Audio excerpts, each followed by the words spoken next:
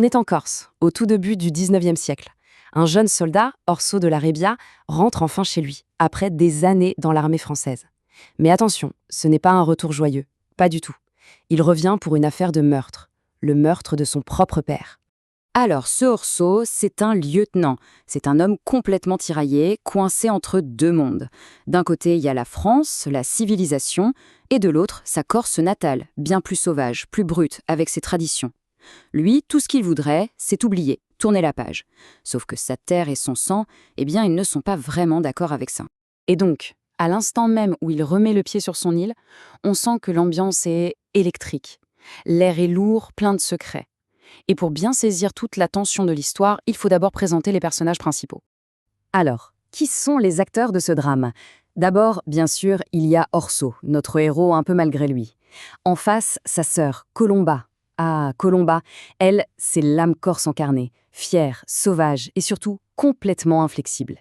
Et puis, on a les Neville, un colonel anglais et sa fille Lydia, qu'Orso a rencontré sur le bateau. Eux, ils apportent un regard extérieur, un peu neuf, sur ce monde assez brutal. Et pour finir, les Barricini, la famille rivale, les ennemis de toujours, ceux que tout le monde soupçonne du meurtre. Et au cœur de toute cette histoire, il y a un mot terrible, la vendetta. Attention, ce n'est pas juste une simple vengeance, non, non.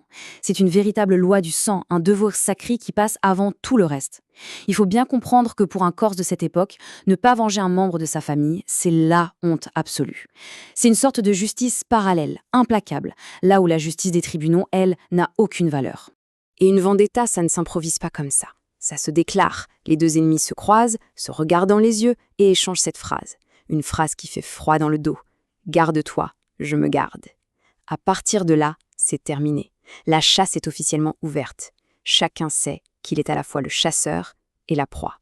Et c'est vraiment là que se situe le nœud du problème. Orso, lui, avec sa mentalité continentale, y fait confiance à la loi. L'enquête a eu lieu, elle a innocenté les Barricini. Bref, pour lui, l'affaire est classée. Mais pour Colomba, la justice des hommes, c'est une vaste blague. Elle le sait, elle le sent au plus profond d'elle-même. Les coupables, ce sont les Barricini. Du coup, le retour de son frère, pour Colomba, c'est un signe du destin. C'est sa chance, l'unique occasion d'obtenir enfin justice. Et comme elle voit bien qu'il hésite, eh bien, elle va tout faire pour le manipuler, avec une intelligence, on peut le dire, absolument diabolique. Et elle ne va pas y aller avec de grands discours. Colomba, c'est une vraie stratège. Elle connaît son frère par cœur. Elle sait que les mots ne serviront à rien. Non, elle va le briser avec des symboles. Des gestes forts, presque théâtraux, pour le mettre complètement au pied du mur. Sa mise en scène est d'une cruauté parfaitement calculée. D'abord, elle l'emmène là où leur père a été tué. Ils prient ensemble. Le piège commence à se refermer. Et puis, de retour à la maison, c'est là que vient le coup de grâce. Elle ouvre une boîte et elle en sort la chemise de leur père. Une chemise toute raide, cartonnée par le sang séché.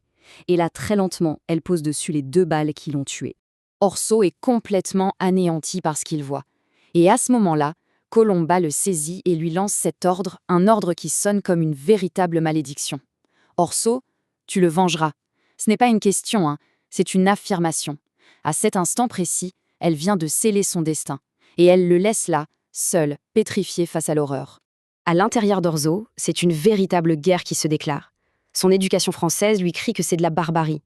Mais en même temps, son sang corse bout face à ce qu'il commence à voir comme de la lâcheté. Il est complètement piégé. Alors il cherche une sortie, une sorte de compromis. Provoquer un des Barricini en duel réglementaire. Une façon de marier l'honneur corse aux manières françaises. Pendant ce temps, dans leur village de Pietranera, la tension est à son comble, elle est électrique. Le moindre regard est une menace, la moindre parole, une provocation. On sent que ça va exploser. Ce n'est plus qu'une question de temps. Et bien sûr, l'inévitable finit par arriver. Alors qu'il est en chemin, Orso tombe droit dans une embuscade.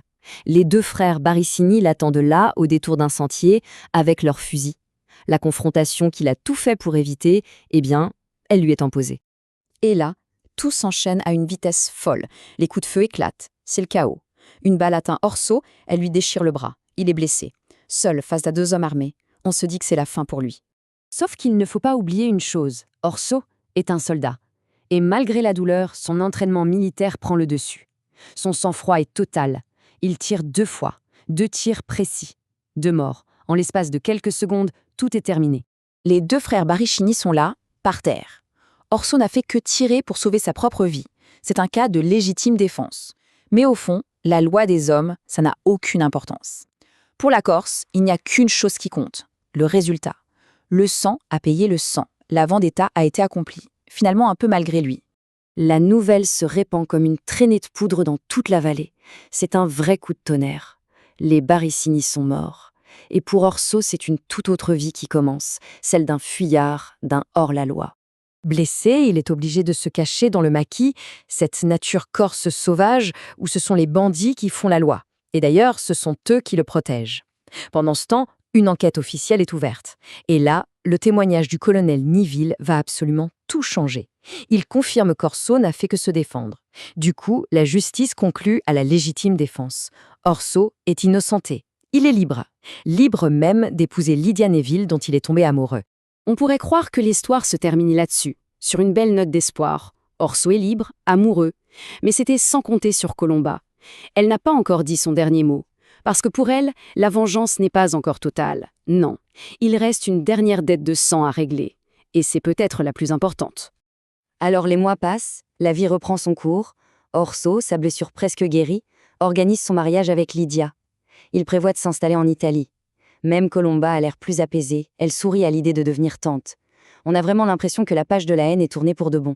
Mais voilà, le hasard, ou peut-être le destin, en décide autrement. En voyage près de Pise, Colomba tombe nez à nez avec un vieil homme très fragile qui prend le soleil. Elle le reconnaît immédiatement. C'est le vieux Baricchini, le patriarche, le père des 2 fils tués, le tout dernier survivant de sa famille. Colomba s'approche de lui, d'un calme glacial. Le vieil homme la reconnaît et on peut lire la terreur pure sur son visage. Elle ne crie pas, elle ne frappe pas, non. Elle se penche juste vers lui et lui murmure quelques mots à l'oreille. Les vers de la Balata, ce chant de vengeance qu'elle a écrit elle-même, un chant qui réclame justice non seulement pour la main qui a tiré, mais aussi pour l'œil qui a visé, et surtout pour le cœur qui a pensé le crime. Ces quelques mots, ils agissent comme un poison foudroyant. Le vieil homme pousse un cri terrible, presque inhumain, et il s'effondre, l'esprit complètement brisé. Colomba n'a pas eu besoin de lever la main sur lui. Elle a fait bien pire que ça.